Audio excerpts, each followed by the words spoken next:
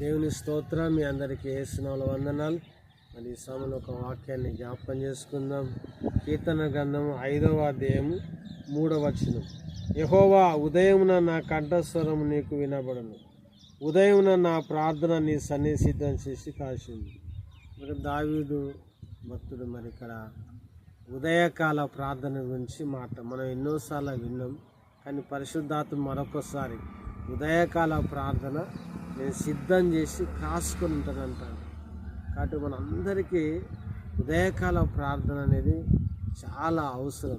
కానీ కొంతమంది చేయలేకపోతారు ఉదయకాల ప్రార్థన. కానీ దావీదు మహారాజు అయితే ఉదయకాల ప్రార్థనకు చాలా ప్రాముఖ్యత ఇచ్చినట్టుగా మనం చూస్తాం.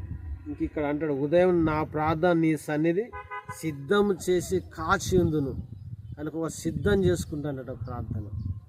కనుక యేసుక్రీస్తు కూడా మార్కు సువార్త 1:35 కూడా అంటాడు, ఇంకా చాలా చీకటి ఉండగానే ఆయన అరణ్య ప్రదేశానికి వెళ్ళి అక్కడ ప్రార్థన చేస్తూ ఉండేనని రాసింది.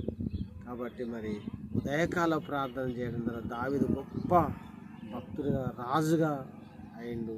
యేసుక్రీస్తే అతని సంతానంలో జన్మించింది. మరి యేసుక్రీస్తు దేవుడైండు కూడా ఆయన ఆ ఉదయకాల ప్రార్థన చేసిందంటే ఎంత బలముగా వాడబడ్డాడు. ఈనాడు మనము కూడా ఉదయకాల ప్రార్థన చేసే శక్తిని, కృపను నాకు దయచేయి అవ్వా అని మనం ప్రార్థన చేసుకున్నాం. అటువంటి కృపా పరిశుద్ధాత్ముడు మనకు అనుగ్రహించిన దాకా ఆమేన్.